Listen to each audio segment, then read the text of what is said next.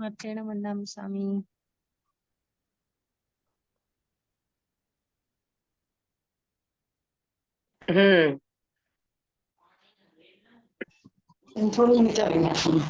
નમો ઓરિયંતાણંગ નમો સિદ્ધાણંગ નમો આયર્યાણંગ નમો વસાયાણંગ નમો લોયેસો વસાહુણંગ એસો પંચન મુક્કારો સૌ પાવપણાસણો મંગલાણં ચ સૌવેસીમ પડમં હવૈ મંગલમ પડમં હવૈ મંગલમ. ઓમ નમો નાણસ, ઓમ નમો સુયસ, ઓમ નમો સૂય દેવિયાય, ઓમ નમો વાયણારિયસ, ઓમ નમો બંભીએ લેવીએ. તીર્થંકરો, ગણધરો, પૂર્વધરો, વાચનાચાર્યો, શ્રુતાચાર્યો, યુગ પ્રધાન આચાર્ય, ઉપાધ્યાય, સાધુ સાધ્વી ભગવંતો, ઉપકારી ગુરુ ગુરુની ભગવંતો, જીન શાસન દેવ, જીન શાસન માતા, આપ સર્વની આજ્ઞા હો, આજ્ઞા હો, આજ્ઞા હો. આપ સર્વનું શરણું હો, સંરક્ષણ હો. મહાપુરુષોનું યોગ બળ આપણી જ્ઞાન સાધનામાં સહાયક બને, ઉપકારક બને, માર્ગદર્શક બને.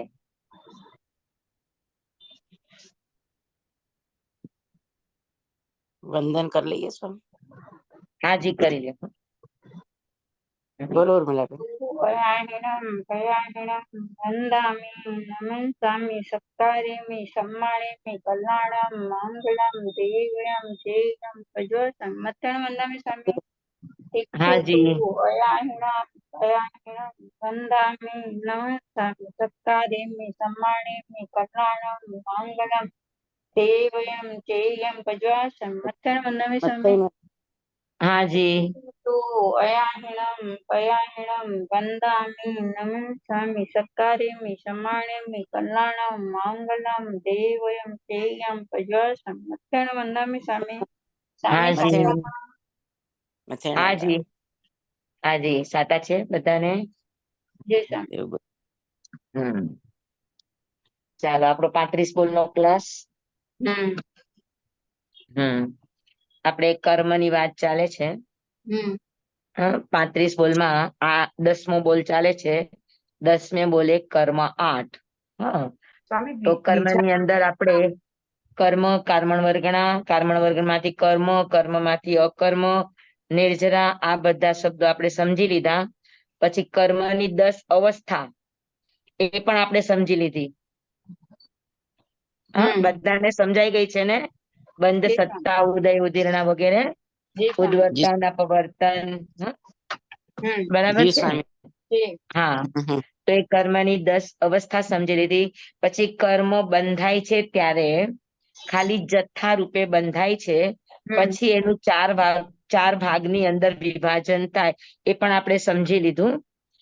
પ્રદેશ બંધ, પ્રકૃતિ બંધ, સ્થિતિ બંધ અને અનુભાગ બંધ. પ્રદેશ બંધ અને પ્રકૃતિ બંધ વ્યક્તિના યોગોના પ્રયોગ પ્રમાણે બને, અને સ્થિતિ બંધ અને અનુભાગ બંધ વ્યક્તિનો જેવો રસ છે એ રસ પ્રમાણે બંધાય. સ્વામી એક પ્રશ્ન પૂછ્યો. હા, બરાબર છે. એક પ્રશ્ન પૂછ્યો સ્વામી.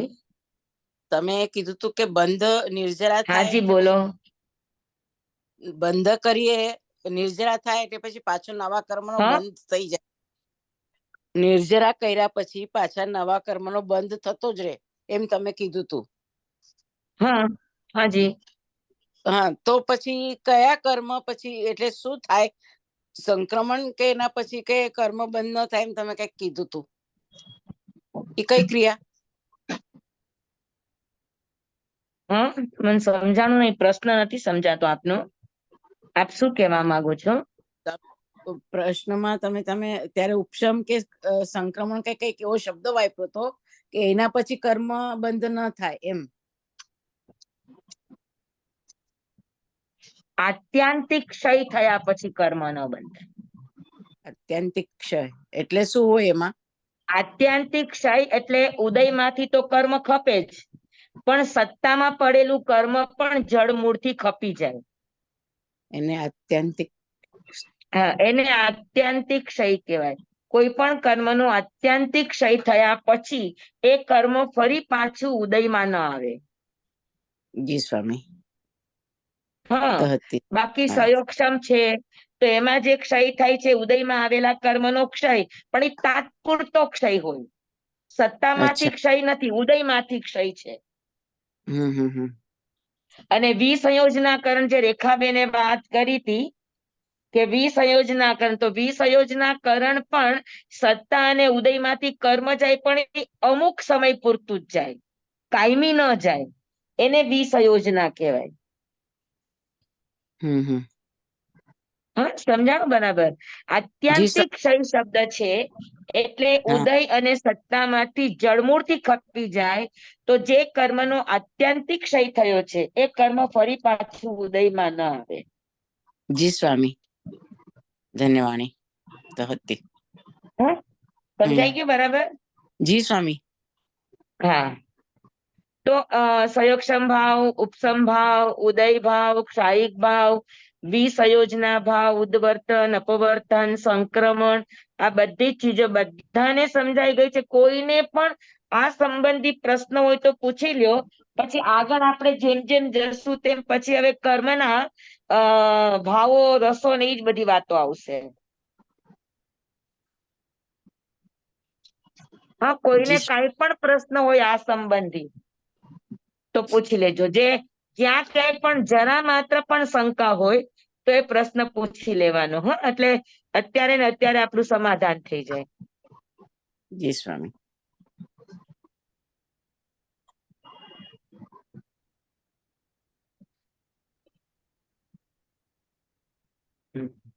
ચાલો, તો પછી હવે આગળ જાઓ ને. હમ ઓકે, તો હવે આપણે કર્મની અવસ્થાઓ આ બધું સમજી લીધું. હવે આપણે કર્મના ભેદ તરફ જઈએ કે કોઈ પણ કર્મ બંધાય ત્યારે 8 નું વિભાજન થાય છે. જ્ઞાનાવરણીય, દર્શનાવરણીય, વેદનીય, મોહનીય, આયુષ્ય, નામ, ગોત્ર અને અંતરાય. બરાબર? એમાં આપણે વિભાજન કરીએ કે 4 ઘાતી અને 4 અઘાતી. હમ હા, તો ઘાતી કર્મ અને અઘાતી કર્મ આ બંને આપણે સમજી લઈએ કે ઘાતી કર્મ કોને કહેવાય અને અઘાતી કર્મ કોને કહેવાય. હા, તમે શું કહો છો? કોને ઘાતી ને અઘાતી કહેવાય? મેં એક વાર આ સમજાવ્યું છે, જો યાદ હોય તો કયો, નહીતર જે આપણે ફરી વાર તો કહેવાય. જે આત્માના ગુણો ઉપર ઘાત કરે એ ઘાતી કર્મ. આત્માના ગુણોનો ઘાત થાય ખરો? ના, એટલે એવું સ્વામી કે જે એટલે આ કર્મનો ઘાત કરવા માટે આપણે પ્રયત્ન વિશેષ કરવો પડે તે ઘાતી કર્મ. હું હંમેશા કહું કે આપણે શબ્દ ઉપરથી વધારે સમજવાનું. હા, ઘાતી કર્મ એટલે શું? તો આપણે ઘાતી, જેનો ઘાત, જે કર્મનો ઘાત કરવો 100% વ્યક્તિના હાથમાં છે, આપણા પોતાના હાથમાં છે. કોઈ પરિસ્થિતિના હાથમાં, કોઈ સંજોગોના હાથમાં, કોઈ બીજાના હાથમાં નથી. જે કર્મનો ક્ષય કરવો 100% વ્યક્તિના પોતાના હાથમાં છે એને ઘાતી કર્મ કહેવાય. જેમ કે મેં તમને સમજાવ્યું હતું કે ઘરની અંદર સ્ટોપર મારી છે, તો ઈ સ્ટોપરને કોણ ખોલશે? બહારના કોઈ આવીને ખોલી શકશે? ના. તો કે આપણે પોતે જ ખોલવી પડશે. ક્યારે ખોલશું? તો કે જ્યારે તમે ખોલશો ત્યારે, જ્યારે તમે ઉઠશો ત્યારે, જ્યારે તમે પ્રયત્ન કરશો ત્યારે. બરાબર? તો જેમ અંદરની સ્ટોપર આપણે ખોલીએ તો જ આપણે ખોલીએ ત્યારે જ, ને આપણે જેવી રીતે ખોલીએ ત્યારે જ ખુલે, એ વગર ન ખુલે. એવી રીતે ઘાતી કર્મ જેટલા પણ છે એ બધા જીવના પ્રયત્ન વિશેષથી ખપે. સમય આવે અને ન જાય. આયુષ્ય કર્મ તો સમય જાય અને આયુષ્ય પૂરું થઈ જાય. શરીર છે, સમય પૂરો થાય ને વયો જાય. તો એ બધા સમયને આધારિત છે. પણ ઘાતી કર્મ છે એ આપણા પોતાના હાથમાં છે. આજે ખપાવો તો આજે ખપી જશે, કાલે ખપાવો તો કાલે ખપી જશે. આ ભાવ આરામ કરવો છે તો આવતા ભાવમાં ખપી જશે. પણ ખપશે ત્યારે જ કે તમે ખપાવશો ત્યારે. બરાબર છે. 100% જેનો ક્ષય જીવના પોતાના હાથમાં છે, જીવના પોતાના પુરુષાર્થ ઉપર નિર્ભર કરે છે, એને ઘાતી કર્મ કહેવાય. અને બીજો ઘાતી, ઘાતી એટલે ધરાઈ જવું. તો ઘાતી કર્મ ઉદયમાં આવે તો માણસ ધરાઈ જાય કે હવે આ બસ થાય તો સારું. થાય કે નહીં? હા, તમે સતત ક્રોધ સતત કરી જુઓ, ગાંડા થઈ જાઓ, મગજનું બેલેન્સ વયું જાય. તમે કોઈ પણ ઘાતી કર્મ તમે સતત નહીં કરી શકો. સતત કરો તો તમે તમારું બેલેન્સ વયું જાય, કરી જ ન શકે જીવ પોતે.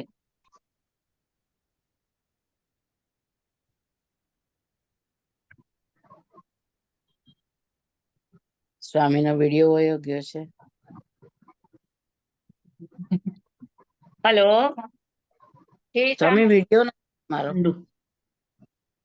મારો નથી દેખાતી. હા હા, હવે આવ્યું. કેમ આમ થાય છે? આવ્યું આવ્યું સ્વામી, આવી ગઈ. હા હા, સમજાઈ ગયું બધાને? ઘાતી કર્મ, ઘાતી કર્મના આપણે બે અર્થ કર્યા. હા, આત્માના ગુણોનો ઘાત ન કરે. હા, આત્માના ગુણોનો ઘાત કરવાની કોઈનામાં પણ તાકાત નથી. હા, તો ઘાતી કર્મ એટલે જેનો ઘાત કરવો જીવના હાથમાં છે, જીવના પુરુષાર્થ ઉપર નિર્ભર કરે છે, એને ઘાતી કર્મ કહેવાય. અને જે કર્મનો ઘાત જીવના હાથમાં નથી, સમયના હાથમાં છે, સંજોગોના હાથમાં છે, પરિસ્થિતિના હાથમાં છે, બીજાના હાથમાં છે, એનું નામ અઘાતી. કે જેનો ઘાત જીવ કરવા ધારે તો કરી ન શકે. સમય આવે પૂરો થાય, સંજોગો આવે પૂરો થાય, કોઈ કેવા બીજાના સહારાની અપેક્ષા રાખે, એ અઘાતી કર્મ. અને જેને ભોગવતા ભોગવતા જીવ ધરાય નહીં, એ અઘાતી કર્મ. જેને ભોગવતા જીવ ધરાઈ જાય કે હો બસ બસ બસ બસ બસ, એ ઘાતી. અને જેને ભોગવતા જીવ ધરાય નહીં, અઘાએ. હા, અઘાએ એટલે સંતોષ ન થાય, હજુ હજુ હજુ એવી માંગ ઉભી રહે, એ અઘાતી. બરાબર? હવે તમે વિચારી જુઓ, સાચો લાગે છે આ અર્થ? આ ગુરુદેવની પ્રાર્થનાનો અર્થ છે. ગુરુદેવની પ્રાર્થનામાં આ અર્થ આવ્યા છે, ઘાતી ને અઘાતીના. હા સ્વામી, સાચું જ છે ને. બરાબર છે.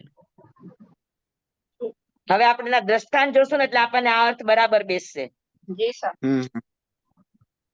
બરાબર ને? ઘાતી કર્મ ભોગવતા જીવ થાકી જાય. હા, એટલે એને ઘાતી કીધું. અને અઘાતી કર્મ ભોગવતા જીવ થાકે નહીં.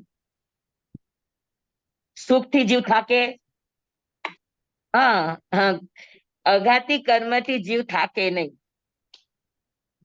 અત્યારે કેટલોય પંચમારો છે, દુઃખ છે, કેટલી પ્રતિકૂળતાઓ છે, છતાંય કોઈને સંસાર છોડવો ગમે છે? ના.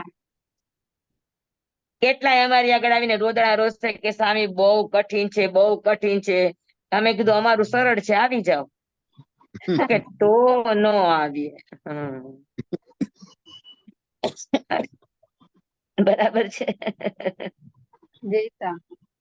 અને તો બંને વ્યાખ્યા બરાબર બેસી ગઈ.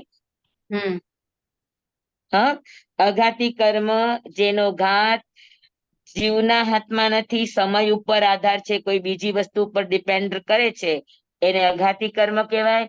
અને જે ભોગવતા જીવને સંતોષ ન થાય, એનાથી એ બસ ન કરે, એ અઘાતી કર્મ. બરાબર? તો હવે આમાં 8 કર્મમાં 4 ઘાતી છે અને 4 અઘાતી છે. જ્ઞાનાવર્ણીય, દર્શનાવર્ણીય, મોહનીય અને અંતરાય. આ 4 ઘાતી કર્મ છે. જ્ઞાનાવરણીય, દર્શનાવરણીય પહેલો નંબર, બીજો નંબર, પછી ત્રીજો છોડી દો, પછી ચોથો નંબર અને 8મો નંબર. જ્ઞાનાવરણીય, દર્શનાવરણીય, મોહનીય અને અંતરાય, આ 4 ઘાતી કર્મ છે. વેદનીય, આયુષ્ય, નામ અને ગોત્ર, આ 4 અઘાતી કર્મ છે. હવે આ ચારેય ઉપર તમારી વ્યાખ્યા બેસાડી જુઓ, બેસે જ કે નહીં બરાબર. જ્ઞાનાવરણીય, દર્શનાવરણીય, મોહનીય અને અંતરાય, આ 4 ઘાતી કર્મ. વેદનીય, આયુષ્ય, નામ અને ગોત્ર, આ 4 અઘાતી કર્મ. બીજી ઘાતી કર્મની વ્યાખ્યા એ પણ થાય કે જે કર્મ સીધે સીધું આત્મા સાથે રિલેટેડ હોય એ ઘાતી કર્મ, અને જે કર્મ સીધે સીધું શરીર સાથે રિલેટેડ હોય એ અઘાતી કર્મ. આ ત્રીજી વ્યાખ્યા. જે કર્મ આત્મા સાથે, જે કર્મની અંદર આત્માની પ્રાધાન્યતા હોય એ ઘાતી કર્મ, અને જેની અંદર શરીરની પ્રાધાન્યતા હોય એ અઘાતી કર્મ. બરાબર. અઘાતી કર્મથી શરીર રિલેટેડ સામગ્રીઓ મળે અને ઘાતી કર્મથી આત્માની રિલેટેડ વસ્તુઓ મળે. ઘાતી કર્મ જાય તો આત્માના રિલેટેડ ગુણો મળે, અને અઘાતી કર્મ જાય તો શરીર રિલેટેડ જે ગુણો છે એ મળે.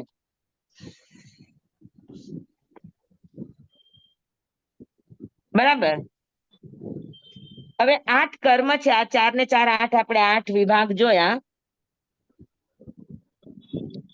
તો સૌથી પહેલા જ્ઞાનાવરણીય કર્મ શું કામ કરે?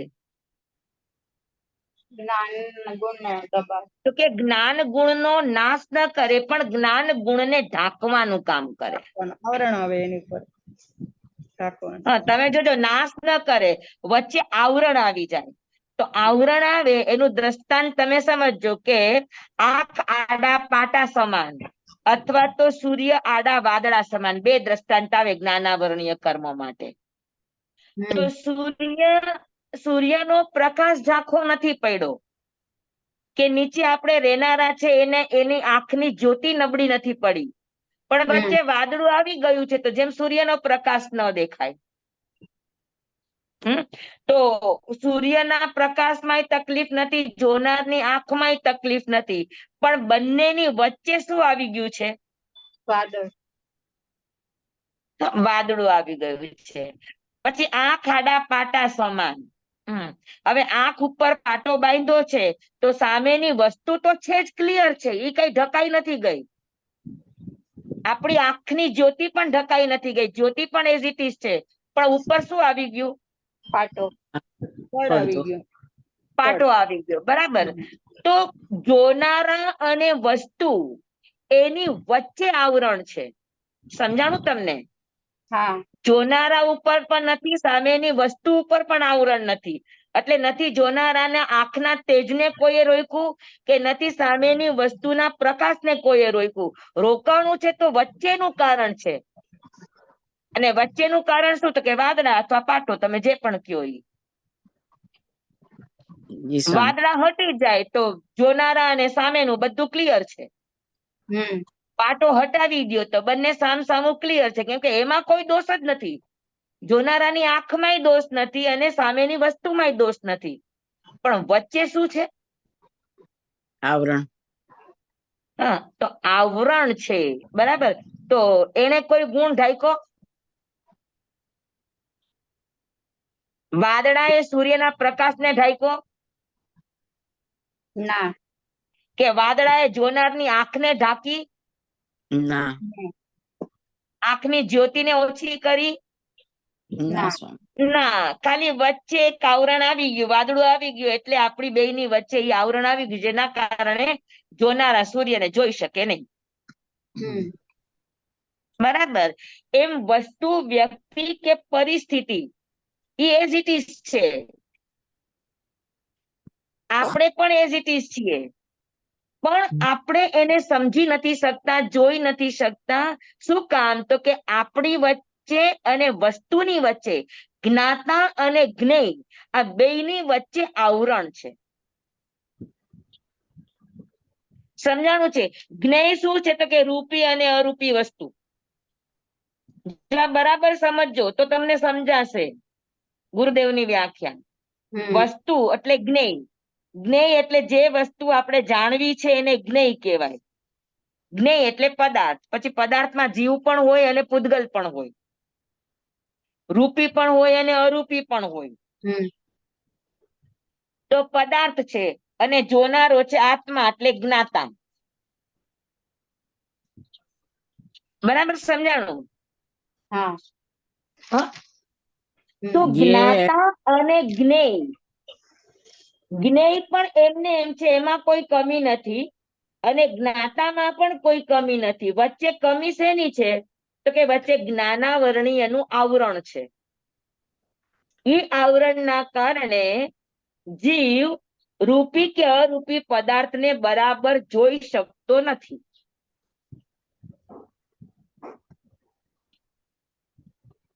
સમજાણું બરાબર? હા, પણ જીવની ખામી નથી. સ્વામી, હાજી. જ્ઞાતા અને જ્ઞેયની વ્યાખ્યા ફરીથી કયો ને. હા, કહું. હો, જ્ઞાતા એટલે જાણનારો આત્મા.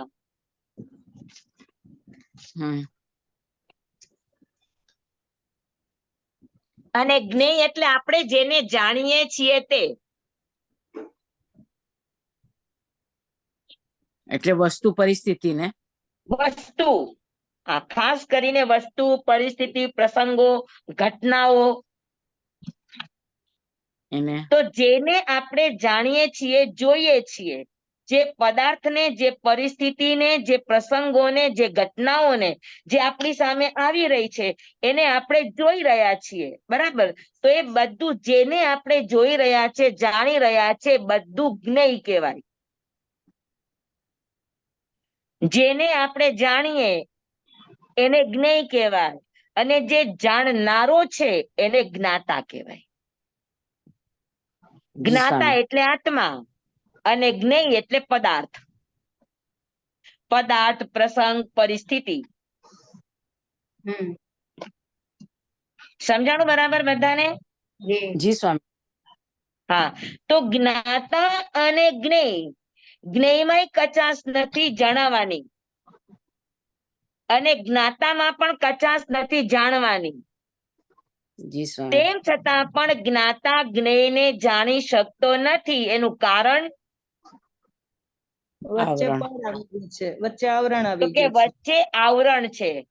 મતિ જ્ઞાનાવરણ, શ્રુત જ્ઞાનાવરણ, અવધિ જ્ઞાનાવરણ, મનઃપર્યો જ્ઞાનાવરણ અને કેવલ જ્ઞાનાવરણ. તો આ 5 પાટા છે, 5 આવરણ છે. આ આવરણના કારણે આત્મા એટલે જ્ઞાતા જ્ઞેયને યથાર્થ જાણી શકતો નથી. સમજાણું બરાબર? જી સ્વામી. સમજાણું બરાબર? હા, જાણી શકતો નથી એટલે જ્ઞાનાવરણીય. તો જ્ઞાનાવરણીય કર્મનું કામ છે કે જ્ઞાતાને જ્ઞેયનો બોધ થવા ન દેવો. એ વચ્ચે આવરણ ઊભું કરે. પણ અગર જીવનો પુરુષાર્થ ઉપડે તો આવરણ એની મેળે હટી જાય. કેમ કે જીવની આંખને નથી ઢાંકીને બેઠું, ખાલી વચ્ચે આવરણ છે, એને હટાવી દે તો વાત પૂરી. એટલે સૌથી સહેલામાં સહેલા જીતવા હોય તો ઘાતી કર્મ છે. કેમ કે વસ્તુની ખોટ નથી. વસ્તુ અને આત્મા વચ્ચેની છે વસ્તુ, તો વચ્ચેની ચીજને હટાવી દો, વાત પૂરી.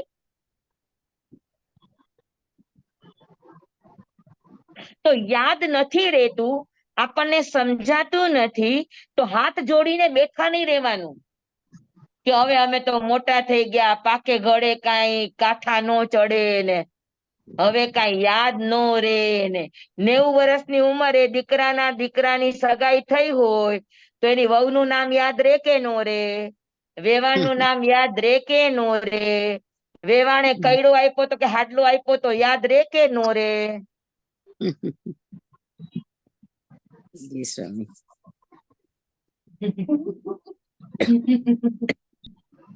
માસતી અમારા હસે છે.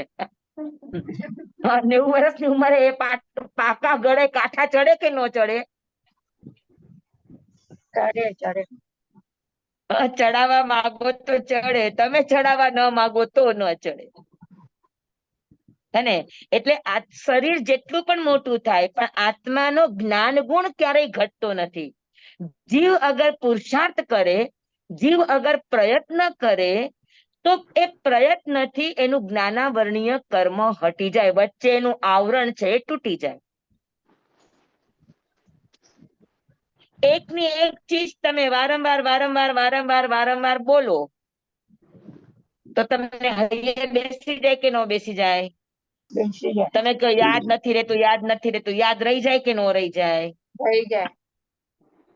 હા, પણ આપણે તો પ્રયત્ન ન કરીએ, 1 દિવસ વાંચીએ ને 10 દિવસની રજા, જી સ્વામી.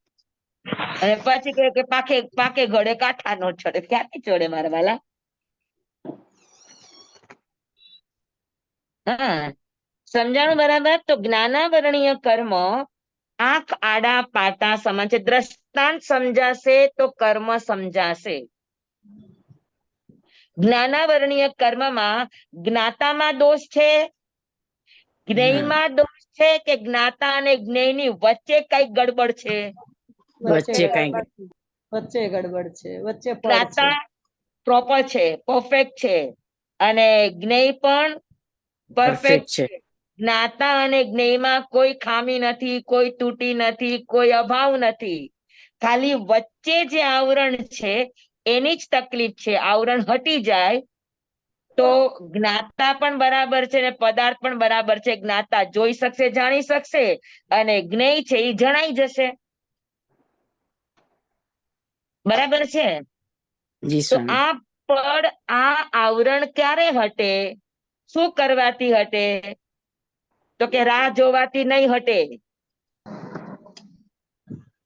કોઈની રાહ જોશો કે બેન આવીને ભણાવશે ને પછી મને યાદ રહેશે, એ તો નહીં રે.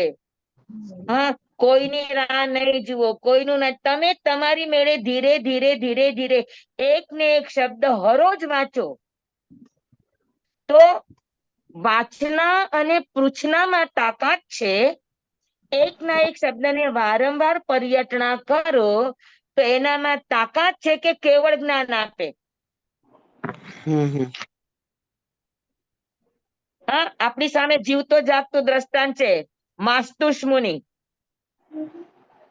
જી સ્વામી. મારુસ માતુસ એક સાથે રટતા રહ્યા અને રટણ કરતા એનું જ્ઞાનાવરણીય કર્મ કેટલું ખપ્યું હશે. મતિ જ્ઞાનનું આવરણ, શ્રુત જ્ઞાનનું આવરણ, અવધિ જ્ઞાનનું આવરણ, મનોપર્યોગ જ્ઞાનનું આવરણ, કેવળ જ્ઞાનનું આવરણ હટી ગયું. અને કેવડી બની ગયા. શું કામ? તો કે એને પુરુષાર્થ ઉપાડ્યો હતો. એમ આપણે પણ પુરુષાર્થ ઉપાડીએ તો આપણું પણ જ્ઞાનાવરણીય કર્મ શું થાય? ખપી જાય. સમજાણું બરાબર? સમયની રાહ નહીં જોતા, અને હવે એવું પણ નહીં કેતા કે હવે મોટા થઈ ગયા ને યાદ નો રહે. હા, મોટા થઈ ગયા પછી યાદ કરવાની રીત બદલવી પડે. નાના છોકરાઓ 1 વાર ચોપડી વાંચે ને યાદ રહી જાય. આપણને કદાચ 1 વાર વાંચે ને યાદ નો રહે, પણ એકનો એક શબ્દ તમે દરરોજ ને દરરોજ ફેરવો તો યાદ રહી જાય કે નો રહી જાય? રહી જાય. અને ગેરંટી સાથે કહું છું કે તમે ખાલી 15 દિવસ કન્ટિન્યુઅસ તમે એકના એક શબ્દની પાછળ તમે પડ્યા રહ્યો તો જ્ઞાનાવરણીય કર્મ એવું ખપી જશે કે પછી તમે 1 વાર જોશો ને યાદ રહી જશે. ખાલી કોન્શિયસલી તમારો પુરુષાર્થ 15 દિવસનો હોવો જોઈએ, કોન્સ્ટન્ટ.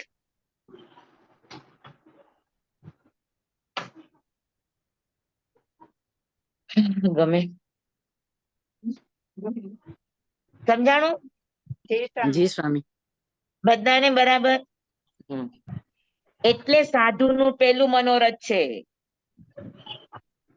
કે પ્રભુ હરોજ નિત નવું જ્ઞાન ભણું.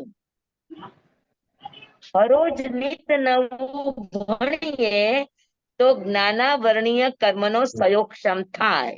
અને ઈ ભણો તો એવું ભણો કે સયોક્ષમ પણ નહીં, જ્ઞાનાવરણીય કર્મનો ક્ષય થઈ જાય.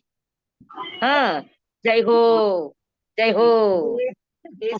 વાસ્તુસ મુનિની જેમ જ્ઞાનાવરણીય કર્મનો સર્વતા ક્ષય થઈ જાય તો કેવળ જ્ઞાન અને કેવળ દર્શનની પ્રાપ્તિ થાય. ખાલી ખામી છે તો આપણા પુરુષાર્થની, ખામી છે તો આપણા પ્રયત્નની, ખામી છે તો આપણા જાગવાની.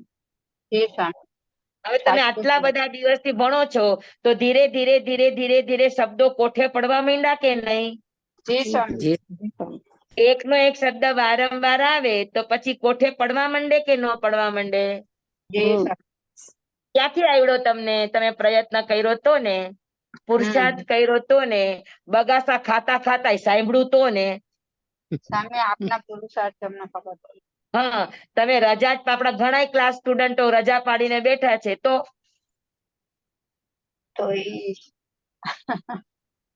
હા ને, તો જેટલા ઉત્સાહપૂર્વક, જેટલા અહોભાવપૂર્વક, જેટલી એકાગ્રતાપૂર્વક જો આ અભ્યાસ કરવામાં આવે તો જ્ઞાનાવરણીય કર્મને ખપતા વાર ન લાગે.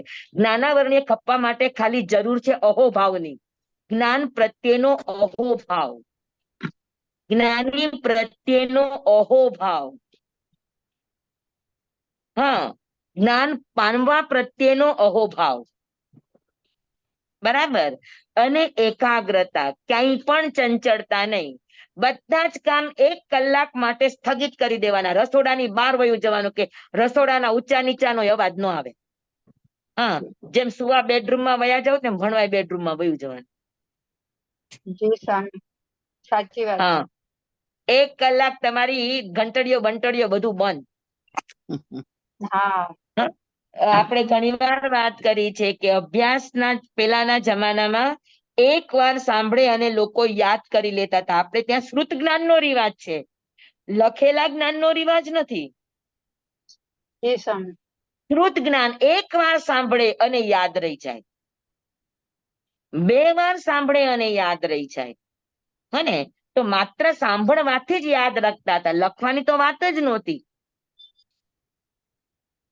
બરાબર છે. તો એ 1 વાર સાંભળતા હશે કઈ રીતે? તો એની માટે એક શબ્દ આવે છે, હું વારંવાર તમારી પાસે આ શબ્દ રાખું છું, જાણ કોઠો ગયે. ભણનારે પોતાનું ધ્યાન કોષ્ટક બનાવતા શીખવું પડે. અને ધ્યાન કોષ્ટકનો અર્થ એ છે કે તમે ભણનારા અને ભણાવનારા આ બંનેની વચ્ચે ત્રીજું કોઈ નહીં આવવું જોઈએ. સાહેબજી, ફરીથી કયો તો કયો કીધો? હા, લખું. હા, આગમનો શબ્દ પણ લખું અને સાથે સાથે આપણું ગુજરાતી શબ્દ પણ લખું.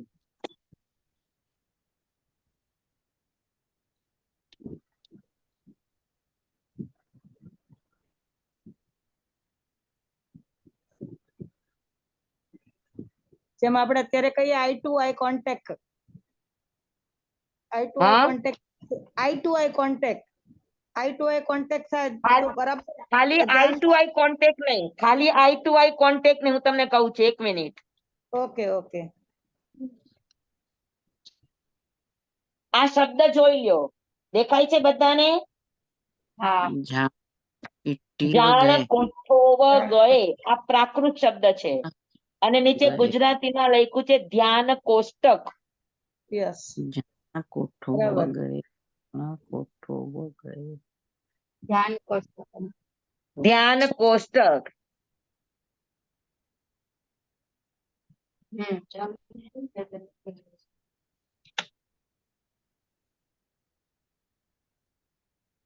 બેઠી છે, સમજાણું? ધ્યાન કોષ્ટક નો અર્થ શું છે કે કોષ્ટક એટલે કોઠો, કોઠો એટલે કિલ્લા જેવું. તો ધ્યાનનું કોષ્ટક એટલે શું કે તમે ભણો છો, તમે ભણનારા અને ભણાવનારા, આ બેયની વચ્ચે એક આઈ ટુ આઈ કોન્ટેક્ટ, ખાલી એટલું જ નહીં પણ તમારા સમગ્ર યોગો, મન, વચન અને કાયા,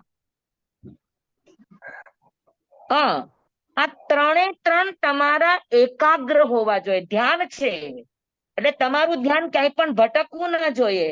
તમે ભણતા ભણતા તમારી નજર છે બાજુમાં પણ જાય ને તો મને અહીંયા આગળ મારી આંખનો કોન્ટેક્ટ તૂટી જાય, મારા વિચારનો કોન્ટેક્ટ તૂટી જાય.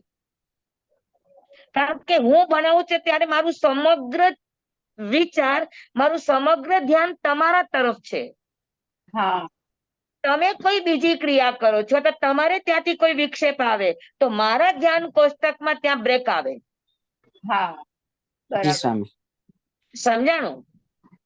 તો ધ્યાન કોષ્ટક નો અર્થ છે કે દેનારા અને લેનારા બંનેની વચ્ચે, બંનેના મન વચન કાયાના યોગોની વચ્ચે ત્રીજું નહીં આવવું જોઈએ. અને ત્રીજું જ્યારે આવે ત્યારે એ ધ્યાન કોષ્ટક તૂટે, અને ધ્યાન કોષ્ટક તૂટે એટલે એમાં જે પણ શબ્દો આવ્યા એ આપણને પૂરા ન સમજાણા હોય, અને ન સમજાય એટલે ફરી પાછો આપણને એમાંથી પ્રશ્ન થાય કે આમ કેમ, આમ કેમ, આમ કેમ. સમજાણું બરાબર?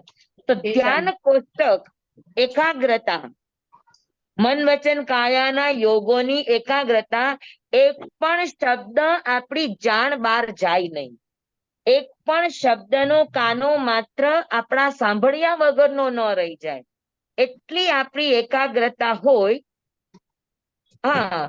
ત્યારે એ ધ્યાન કોષ્ટક બને. ને ધ્યાન કોષ્ટકમાં સાંભળેલી ચીજો લાંબા કાળ સુધી આત્મા ઉપર સ્થિત રહે, એ ભૂલાઈ ન જાય.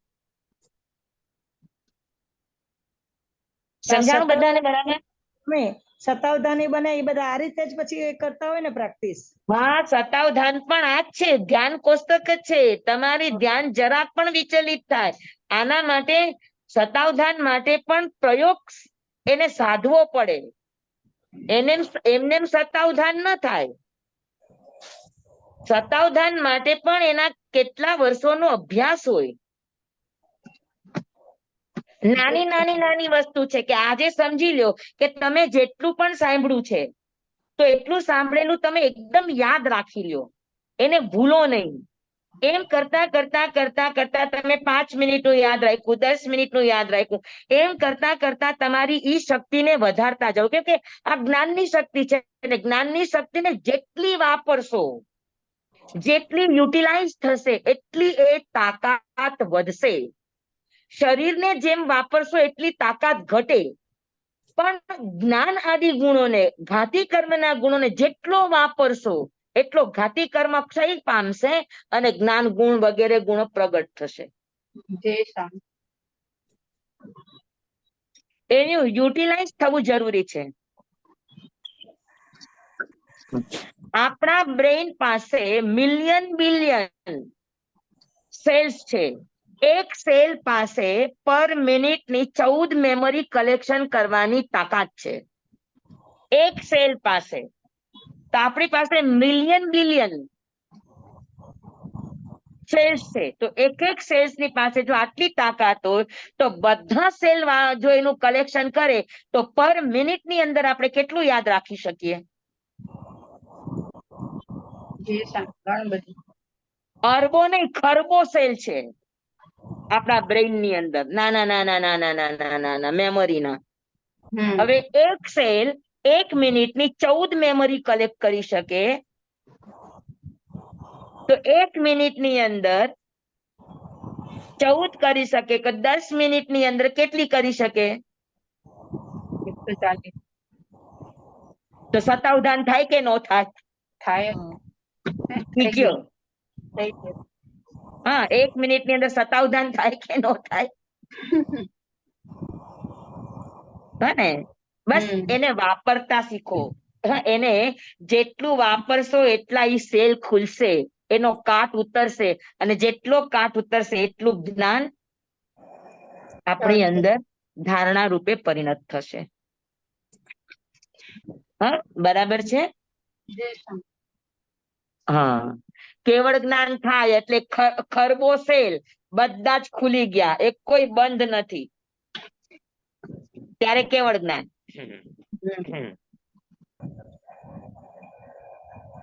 એવું કહેવાય છે, વેંકટ સુબૈયા નહીં પણ મૈસૂરનો ડેમ કોણે બાંધ્યો? વિશ્વેશ્વરૈયા. વિશ્વેશ્વરૈયા પાસે એટલું પાવરફુલ બ્રેઇન હતું કે એ આગલા 100 વર્ષનું વિચારી શકતા હતા. વિશ્વેશ્વરૈયા. વિશ્વેશ્વરૈયાનું બ્રેઇન એટલું બધું સોલિડ હતું કે એનું મેમરી આગલા 100 વર્ષને જોઈ શકતું હતું. એને જ્યાં કૃષ્ણરાજ ડેમ બનાવ્યો કે એને જ્યાં આગળથી આખી શું કહેવાય રેલવે આખી પસાર થઈ, બધાના સેકન્ડના ગણિત એના અવાજો ઉપરથી એને આખું ત્યાંનું મ્યુઝિયમ વગેરે બધું બનાવ્યું છે, ટેકનિકલ મ્યુઝિયમ છે આખું. તો આ બધું જ ખરેખર એના બ્રેઇનની કમાલ છે. તો એ જયારે ગુજરી ગયા ત્યારે ફોરેનર્સ બધા એના બ્રેઇનને તપાસવા માટે ને બ્રેઇનના ફોટો લેવા માટે આવ્યા હતા.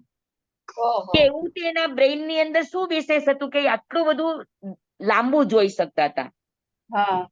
અમારા પ્રાણ ગુરુ પણ આગલા 100 વર્ષ જોઈ શકતા.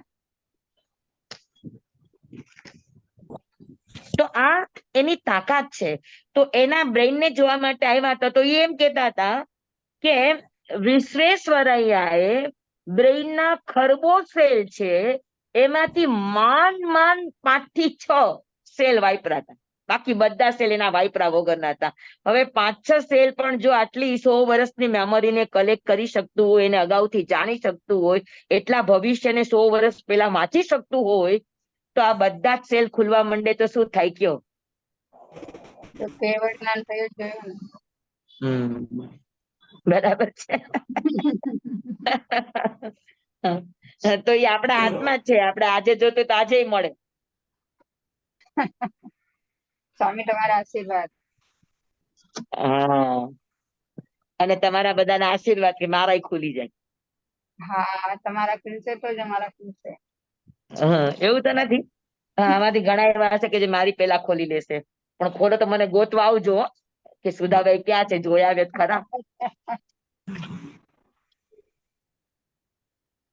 એની કોઈ ગેરંટી નથી. તમે લોકો કદાચ મારી પેલા ખોલી લો, પણ ખોલો તો જોવા આવજો, ભૂલતા નહીં. હા, તો હા, પણ આમાં બે વાત શીખવાની. એક પ્રયત્ન, જ્ઞાનની પવિત્રતા, જ્ઞાનની નિર્મળતા અને જ્ઞાનની વ્યાપકતા 2 રીતે વધે. એક પુરુષાર્થ કરવાથી, અને નંબર 2 કે જેટલું પણ આપણે જાણીએ છીએ, જેટલું પણ આપણે જોઈએ છીએ, આપણી સામે જેટલી પણ ઘટનાઓ ઘટે છે, સારી ખરાબ ગમે તેવી, પછી વ્યક્તિની હોય કે ગમે તેની હોય, એને પચાવતા શીખવાની.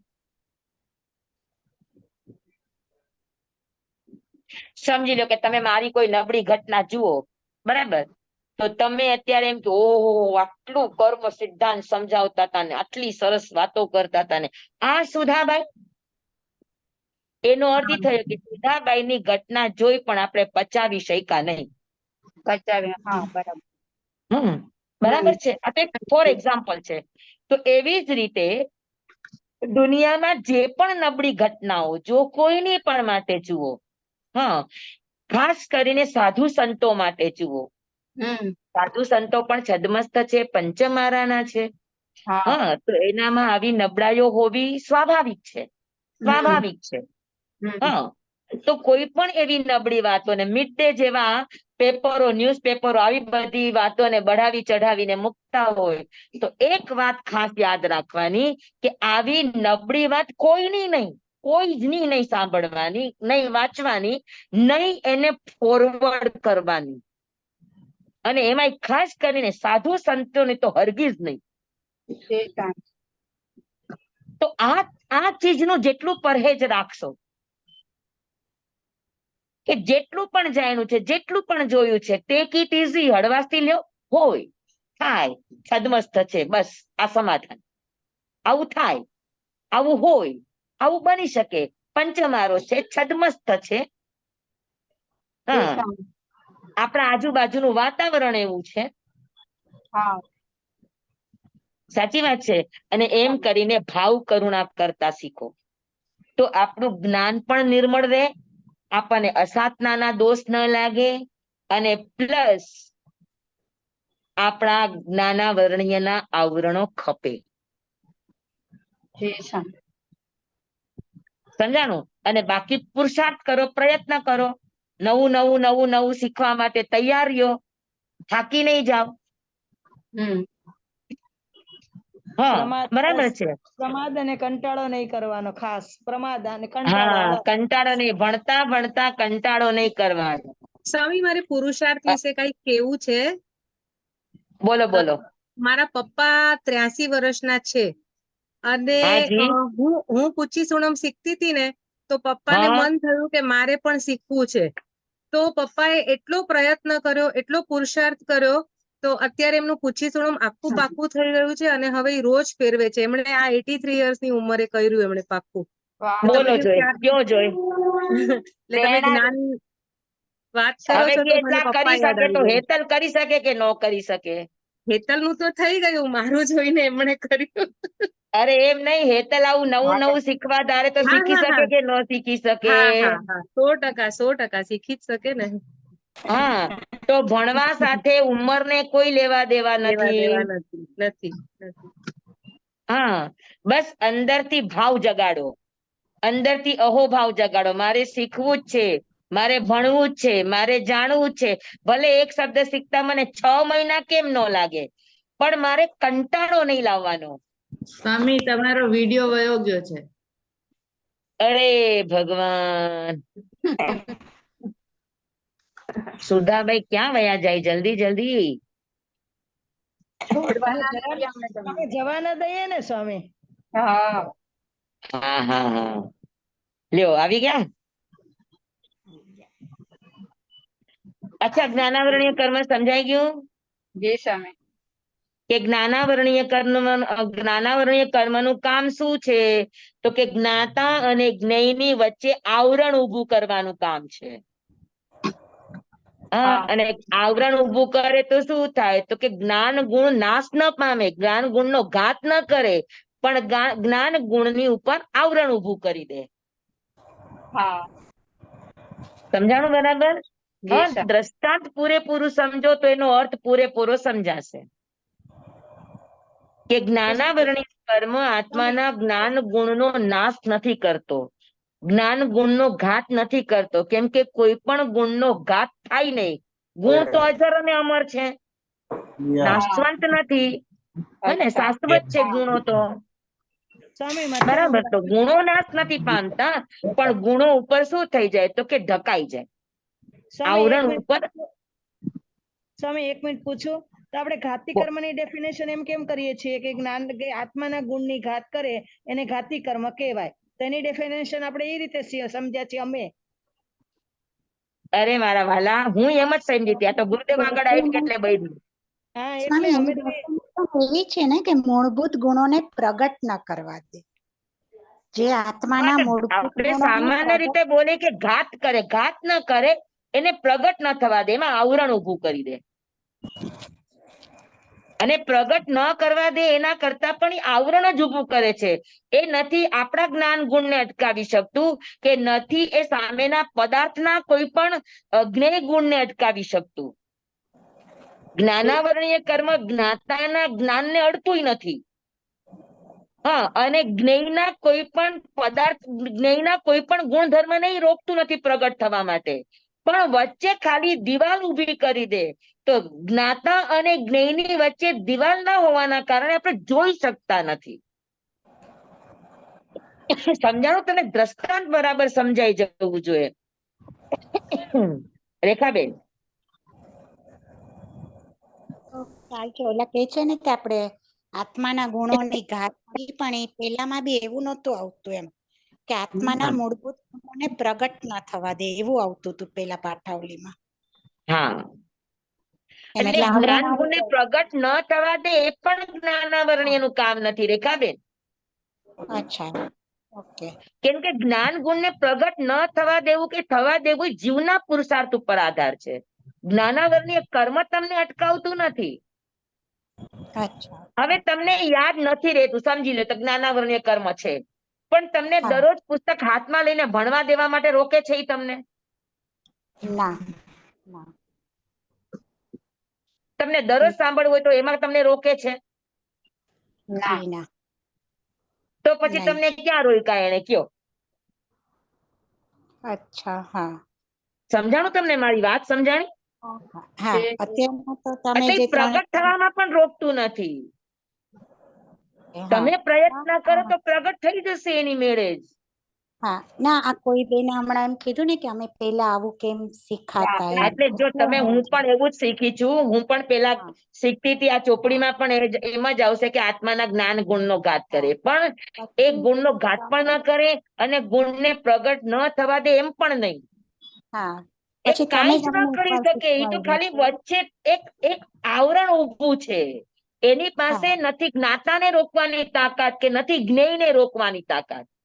જ્ઞેયમાં હા, પ્રગટ થવાની તાકાતને રોકી શકતું નથી ને જ્ઞાતાના જોવાની તાકાતને રોકી શકતું નથી.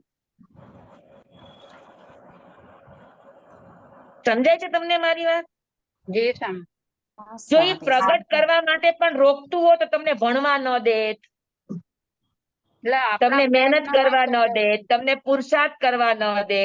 હવે આટલી મોટી ઉંમરે હેતલના પપ્પા આખું પૂછી સુનમ શીખાતો અને શીખવા ન દે. પેલા તો મને જ ન થવા દેત, મને એમ છે ત્યાં હા, સુધી. હેતલ જેટલું જલ્દી શીખી ગઈ, એના પપ્પા કઈ એટલું જલ્દી નહીં શીખા હોય, પણ શીખા ખરા ને. મહેનત કરી, પુરુષાર્થ કર્યો, પ્રયત્ન કર્યો, તો પૂછી સુણમ સંબંધી જે એનું જ્ઞાનાવરણીય કર્મ, શ્રુત જ્ઞાનાવરણીય કર્મ હતું, એ હૈતું કે ન હૈતું? હતું. એનો એટલે ક્ષય સમજો થાય જ ને. સ્વામી, એનો મતલબ હા, આપણા પ્રયત્નોમાં કચાશ છે. Yes, yes. એટલે આપણે પ્રયત્ન નથી કરતા હા. એટલે જ્ઞાનાવરણીય કર્મ ઉભું છે. પ્રયત્ન કરો તો જ્ઞાનાવરણીય કર્મ પણ ન ઉભું રહે. જી સર. એટલે જ્ઞાનાવરણીય કર્મને ખપાવવા માટે ઉંમર સાથે નિસ્બત નથી, હા. કોઈ શરીર સાથે નિસ્બત નથી, નિસ્બત નથી. કોઈ પરિસ્થિતિ સાથે નિસ્બત નથી. નિસ્બત છે માત્ર જીવના પ્રયત્ન માટે. જી સર, બરાબર, સાચી વાત છે. દ્રષ્ટાંત સમજાણું ને? દ્રષ્ટાંત બરાબર સમજાણું ને? એ નથી જ્ઞાન ગુણને રોકતું, નથી જ્ઞેયને પ્રગટ થતા રોકતું. બે માંથી કોઈને રોકતું નથી. એક એની જગ્યાએ બરાબર છે, બીજું એની જગ્યાએ બરાબર છે. જી સર. માત્ર વચ્ચે આવરણ છે. આવરણ હટાવી દે, વાત પૂરી. બરાબર. તો બે જ્ઞાન જ છે. દર્શનાવરણ પણ જ્ઞાન છે અને જ્ઞાનાવરણીય પણ જ્ઞાન છે. દર્શનાવરણ સામાન્ય જ્ઞાન છે, તો જ્ઞાનાવરણીય વિશેષ જ્ઞાન છે. તો બંને જ્ઞાન ગુણ જ છે, એટલે બેમાં આવરણ શબ્દ છે. દર્શનાવરણ અને જ્ઞાનાવરણ. સમજાય ગયું બરાબર? જ્ઞાનાવરણ નું આવરણ હટે તો દર્શનાવરણ એમ જ હટી જાય. હા, એમાં પણ તમે દ્રષ્ટાંત જુઓ, રાજાના દ્વારપાળ સમાન. હવે દર્શન કરનારો દર્શન કરવા આવ્યો છે, રાજા પણ બરાબર છે, દર્શન આપી શકે એવી તાકાત છે. ઓલામાં દર્શન કરવાની તાકાત છે, પણ વચ્ચે દ્વારપાળ આવી ગયો. હા, એટલે બરાબર. દ્વારપાળ હટી જાય તો દર્શન કરનારો અને રાજા, દર્શન દેનારા, બંને સામસામા આવી જાય. હા. સમજાણું બરાબર? એ સમજ.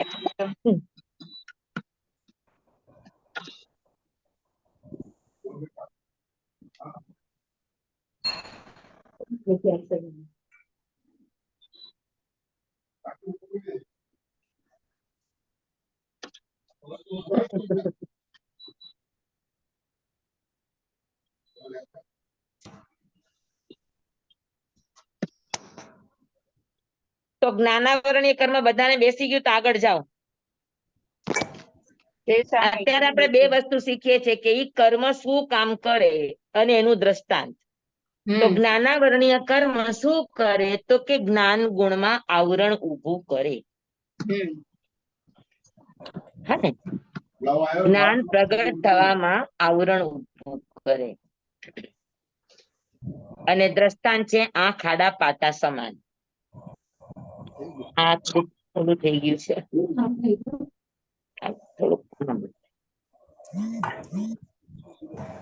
અને દર્શનાવરણીય કર્મ છે આત્માના સામાન્ય બોધને ન થવા દે, વસ્તુના સામાન્ય બોધને પ્રગટ ન થવા દે. આ દર્શનાવરણીય. ઓલો વિશેષ બોધ છે, આ સામાન્ય બોધ છે. તો એમાં રાજાના દ્વારપાળ સમાન, કે રાજા દર્શન દેવા માટે સક્ષમ છે, આવનારો દર્શન કરવા માટે સક્ષમ છે, બેયમાં કોઈ જ ખામી નથી, પણ વચ્ચે દ્વારપાળ આવી ગયો, જેમ ઓલું વચ્ચે પાટા આવી ગયા.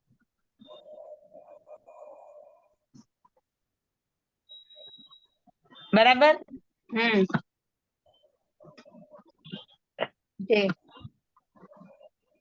સમજાય ગયું એકદમ બરાબર? જ્ઞાનાવરણીય દર્શનાવરણીય બંને જ કર્મ. હા. હવે ત્રીજું વેદનીય કર્મ છે. તો વેદનીય કર્મનું કામ છે અનુકૂળતા આપવી અને પ્રતિકૂળતા આપવી. સુખ અને દુઃખ, સાતા અને અસાતા, આ કર્મજન્ય વિપાક આપવાનું કામ વેદનીય કર્મનું છે. પણ એને વેદન કરવું કે ન કરવું એ જીવનું કામ છે. પણ વેદન આપે ખરું, ન આપે એવું નહીં. જેમ ઓલા પાટા અલગ હતા, જીવ અલગ હતો, વસ્તુ અલગ હતી, પાટા અલગ હતા, એમાં વેદનીય કર્મમાં નહીં થાય. વેદનીય કર્મ તમને અનુભવ તો કરાવશે જ, વેદન તો કરાવશે જ, સુખનું અથવા દુઃખનું, સાતાનું અથવા અસાતાનું, અનુકૂળતા અથવા પ્રતિકૂળતાનું,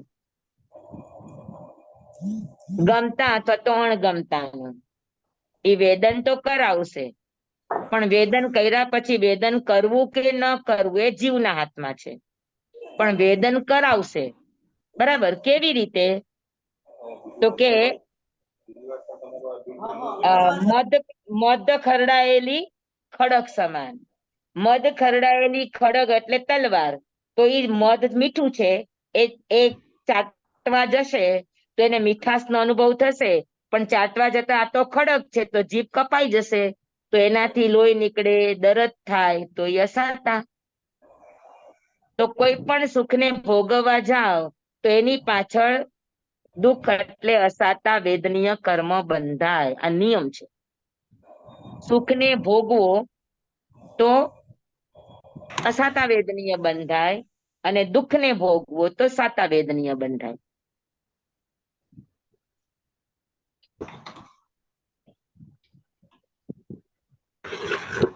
પણ રોતા રોતા ને વિલાપ કરતા કરતા ને રાયડું પાડતા પાડતા કરો તો બેયમાં અસાતા વેદનીય કર્મ બંધાય.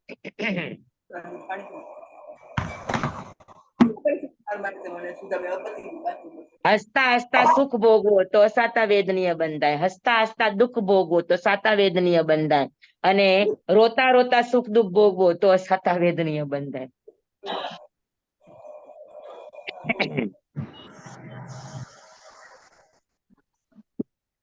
સમજાઈ ગયું? વેદનીય કર્મ મધે ખરડાયેલી તલવાર સમાન.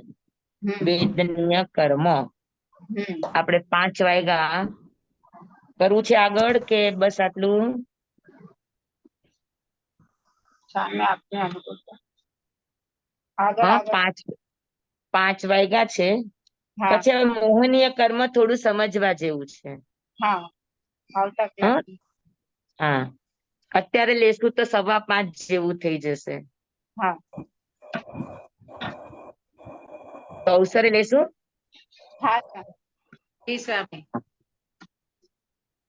જમવાય ધમ વચ્ચામી નમીન ખરમ ચખરમ પય હીનમ વિનય હીનમ જોગ હીનમ ગોસ હીનમ સોઠો દિનમ દુઠ્ઠું પડી છીએ કાલે કહું સજ્જાવું કાલે ન કહું સજ્જાવું સજ્જાય સજ્જાયમ સજ્જાય ન સજ્જાયમ ભણતા ગણતા ચિંતવતા વિચારતા સુણતા સાંભળતા જ્ઞાનીઓના અનંત અનંત ભાવો છે, અનંત અનંત પર્યવો છે, અનંત અનંત ગમા છે, અનંત અનંત નહીં છે, અનંત અનંત નિક્ષેપ છે, અનંત અનંત રહસ્ય છે, અનંત અનંત ખુલાસાઓ છે. આમાંથી કોઈ પણ ભાવ ભેદ નહીં, નિક્ષેપ ગમા રહસ્ય ખુલાસાનું સ્ખલન છદમસ્ત ભાવે મારા બોલવામાં, કહેવામાં, સમજાવવામાં આવ્યું હોય, આપના સાંભળવા સમજવામાં આવ્યું હોય તો અરિયંસિત કેવડી ગુરુ ભગવાન આપની સાક્ષી આત્મા પરમાત્માની સાક્ષીએ તસ્મે સેવમ ભંતે સેવમ ભંતે સેવમ ભંતે તે બેમી તમેવ સત્યમ નિસંકમ જલ્દી. ચાલો બધાને ખૂબ ખૂબ ધન્યવાદ. બધાની જિજ્ઞાસાને વંદન. હાજી બધાને ખૂબ ખૂબ અનુમોદના. માંગલિક સ્વામી માંગલિક આપો. હા ચાલો. નમો હરિહંતાણંગ નમો સિદ્ધાણંગ નમો આયરિયાણંગ નમો વસાયણંગ નમો લોહે સવસાહુણંગ. ગુરુદેવની આજ્ઞા શ્રી શ્રી ચતારી મંગલમ હરિહંતા મંગલમ સિદ્ધા મંગલમ સાહુ મંગલમ કેવડી પનત્તો ધમો મંગલમ ચતારી લુગુત્તમા હરિહંતા લુગુત્તમા સિદ્ધા લુગુત્તમા સાહુ લુગુત્તમા કેવલી પનત્તો ધમો લુગુત્તમો ચતારી શરણં પવજ્જામિ હરિહંતે શરણં પવજ્જામિ સિદ્ધે શરણં પવજ્જામિ સાહુ શરણં પવજ્જામિ કેવલી પનત્તં ધમ્મં શરણં પવજ્જામિ. ચાર શરણા ચાર મંગલ ચાર ઉત્તમ કરે જે નર પૌસાગરમાં ન બુડે તે સકલ કર્મનો આણે અંત મોક્ષ તણા સુખલય અનંત. ભાવ ધરીને જે ગુણ ગાય તે જીવ તરીને મોક્ષે જાય. સંસારમાં અહીં શરણાચાર વર શરણ નહીં કોઈ. જે નર નારી આદરે અક્ષય અવિચલ પદવી હોય અંગૂઠે અમૃત વસે લબ્ધિ તણા ભંડાર. શ્રી ગુરુ ગૌતમ સ્વામીજી ભગવાન ને સમરીએ તો સદાય મન વાંચિત ફલદાતાર, સદાય મન વાંચિત ફલદાતાર. બોલો ભગવાન મહાવીર સ્વામી જય. પૂજ્ય ગુરુદેવ કી જય. પૂજ્ય સુધાબાઈ સ્વામી કી જય. બધાને ધન્યવાદ. બધાના પુરુષાર્થને ધન્યવાદ. આગળથી બધા જે બાકી છે એની નોટ્સ આપશો. હા ચોથા ઓલાથી લખવાનું બધું બાકી છે. હા હા હું તમને મોકલી દઈશ નોટ. હા જેટલી લખાણી છે ને એટલી મોકલી દઈશ. હાજી તમે સાતા મારી જો.